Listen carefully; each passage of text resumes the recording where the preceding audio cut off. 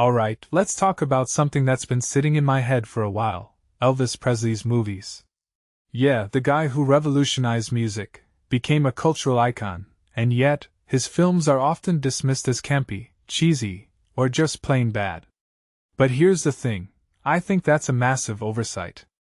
Because when you look at the women who starred alongside Elvis, you're not just watching a bunch of forgettable co-stars. You're witnessing a fascinating collision of Hollywood's golden era, the rise of a global superstar, and the personal stories of women who were both shaped by and shaped the times. Let's start with Dolores Hart.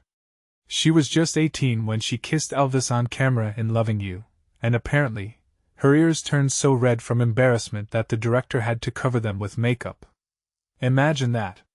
A girl who's already a starlet, stepping into a scene with the king of rock and roll, and her first thought is, "Oh God, I'm blushing." But then she leaves Hollywood entirely in 1963 to become a nun. That's wild. I mean, what kind of person walks away from fame like that? It makes me wonder if she felt trapped by the industry's expectations, or maybe she saw something in Elvis's persona that made her question her own path.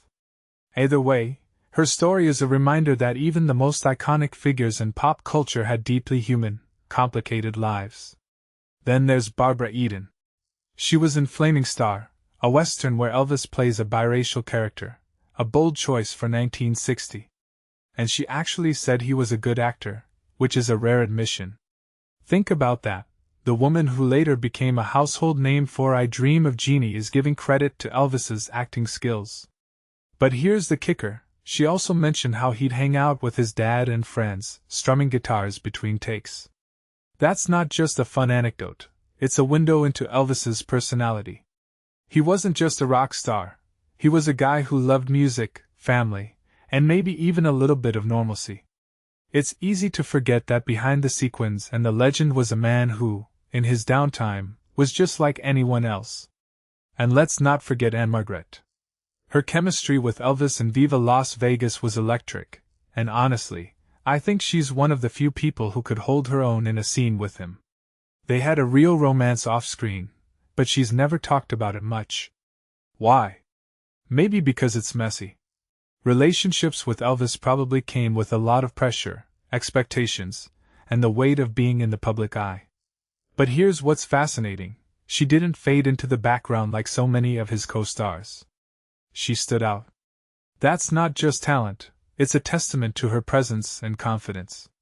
I wonder if she ever felt overshadowed by Elvis's fame, or if she thrived in the spotlight because she knew how to command it. Now, think about Shelley Fabares. She's the only woman to appear in 3 Elvis movies, which is insane.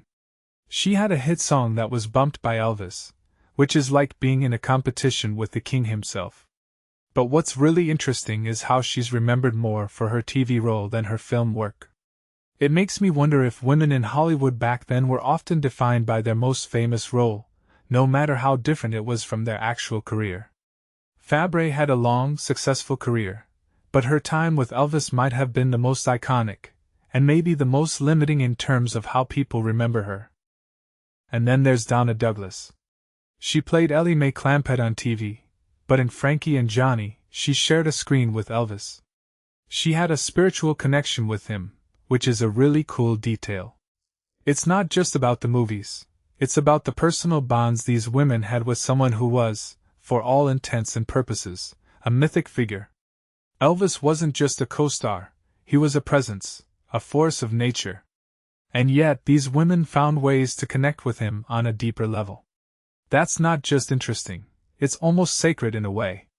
It makes you wonder how many other stars had such meaningful relationships with their co-stars, but we just don't talk about it. Finally, Mary Tyler Moore. She played a nun in Change of Habit, and she wrote about how Elvis confessed he had a crush on her since the Dick Van Dyke Show. That's adorable, but it also highlights how Elvis was a man who could be shy, respectful, and even a little awkward. He called her ma'am out of respect, even though she was younger. That's a tiny detail, but it tells you a lot about his character. He wasn't just the king, he was a guy who could be flustered, humble, and deeply human. So, what does all this mean? It means that Elvis's movies aren't just about the music or the spectacle. They're about the people who stood beside him, who brought their own stories, struggles, and strengths to the screen. And in a way, they're a reflection of the time, of a Hollywood that was changing, of women who were navigating fame, and of a man who was trying to be more than just a rock star. I think that's why these stories matter. They're not just about Elvis, they're about the women who helped shape his legacy, and the world around him. And that's something worth thinking about next time you watch one of his films.